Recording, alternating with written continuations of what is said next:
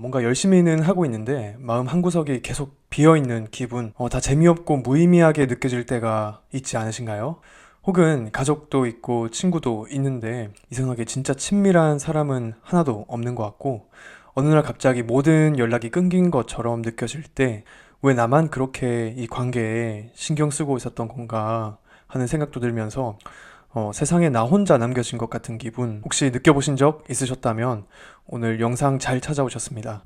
근데 여러분, 이 공허한 느낌은 단순히 외롭다는 말로는 설명할 수 없는 거 공감하시나요? 실제로 여러 연구에 따르면 외로움 하나로는 설명이 안 되고 지루함, 무감각함, 절망감과 같은 여러 감정이 뒤섞여서 나타나는 아주 복합적인 심리 상태라고 합니다.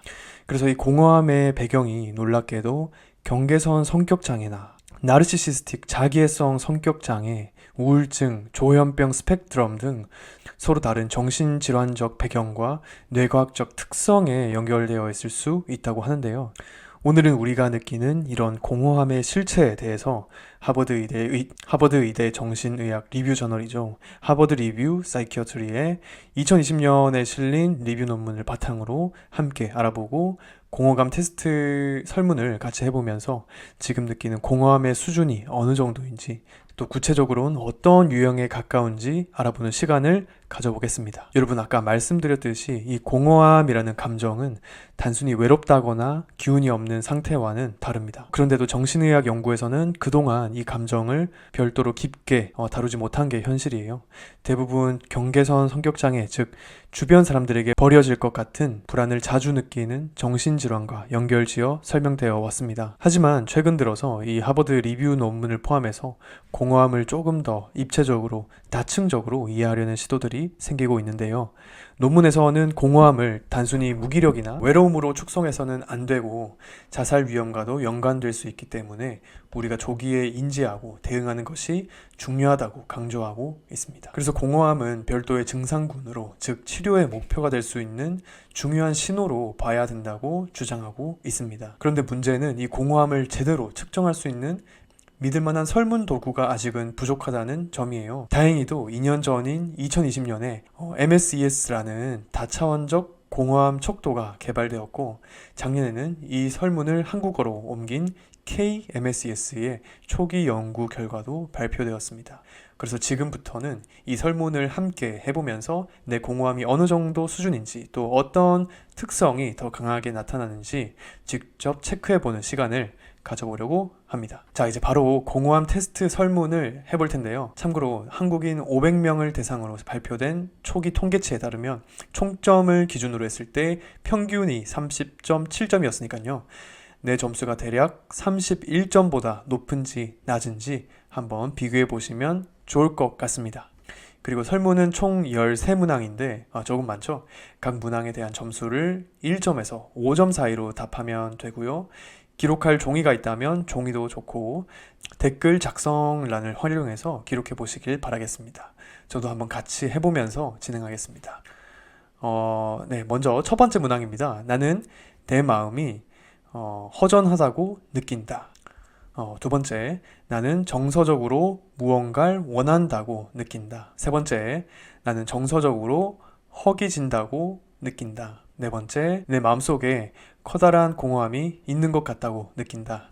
다섯 번째, 나는 마치 내 마음의 일부분을 잃은 것처럼 느껴진다. 여섯 번째, 나는 중요한 사람들과 관계를 맺는 것이 어렵게 느껴진다. 일곱 번째, 나는 사회적으로 연결감이 없는 것처럼 느껴진다. 여덟 번째, 나는 내 주변의 어떤 그룹에도 속하지 못한다고 느껴진다. 아홉 번째, 나는 소속된 공동체에서 나누는 의미에 대해 소외감을 느낀다. 열 번째, 나는 주변 사람들과의 거리감을 느낀다. 11번째, 나는 내 인생의 의미를 찾을 수 없다고 느낀다. 12번째, 나는 내 인생에 뚜렷한 방향성이 없다고 느낀다. 13번째, 마지막입니다. 나는 내 삶에 뚜렷한 목적이 없다고 느낀다. 여러분 잘 해보셨나요? 자, 그럼 점수를 집계해 볼 텐데요. 먼저 13문항의 점수를 모두 더해서 총점을 구합니다. 그래서 31점을 넘으면 평균치보다 공허함이 더 크다고 볼 수 있습니다. 자, 그리고 이번에는 내 공허함의 실체를 분석해 봐야겠죠. 이 13문항을 세 그룹으로 나눠서 각각의 평균 점수를 구해 볼 건데요. 이거는 KMSS 논문에서 진행한 요인 분석 결과를 기반으로 나눈 기준이 되겠습니다. 먼저 1번에서 5번을 내면의 공허함, 그리고 6번에서 10번을 관계성의 부재, 그리고 11번에서 13번을 무의미함, 이렇게 세 그룹으로 나눠서 각각의 평균 점수를 구해 보겠습니다. 이 평균 점수들 가운데 어떤 게 제일 높은지 혹은 모두 비슷한 수준인지 한번 확인해 보면 좋겠습니다. 저 같은 경우는 총점이 27점이 나왔습니다. 한국인 평균보다는 약간 낮은 수준이네요. 그리고 그룹별 평균 점수를 보면 내면의 공허함이 2.8점, 관계성 부재가 2점, 무의미함이 1점 이렇게 나와서 세부 요인 중에서는 내면의 공허함이 가장 크다고 볼 수 있을 것 같은데요. 여러분은 점수가 어떻게 나오셨나요?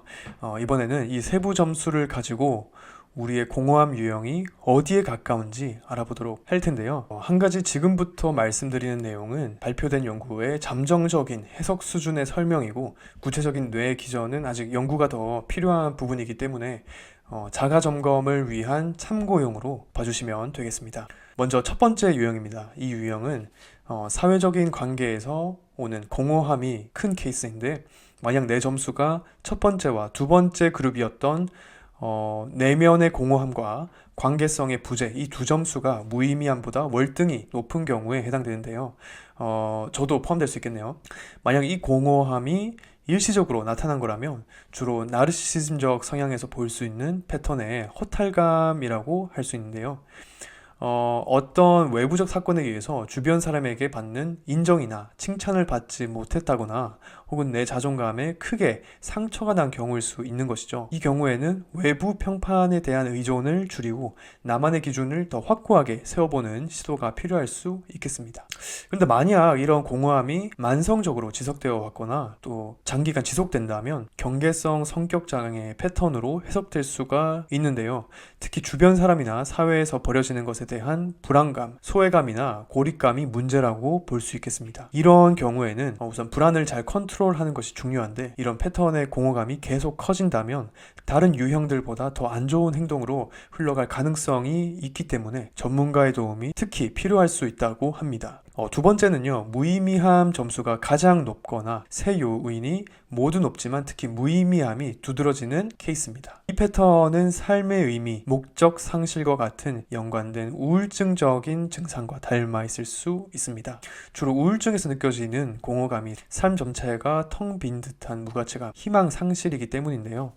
지속적으로 기분이 다운되어 있지는 않은지 점검해 보셔야 하고, 매일매일의 아주 작은 것에서부터 가치를 찾아가는 것도 방법일 수 있겠습니다. 마지막으로 세 번째 유형은요, 내면의 공허함만 유독 높고, 그리고 특히 내 몸 신체 부위에 일부가 비어있는 것 같다든지 나와 분리된 느낌이 든다면 해당되는 유형입니다.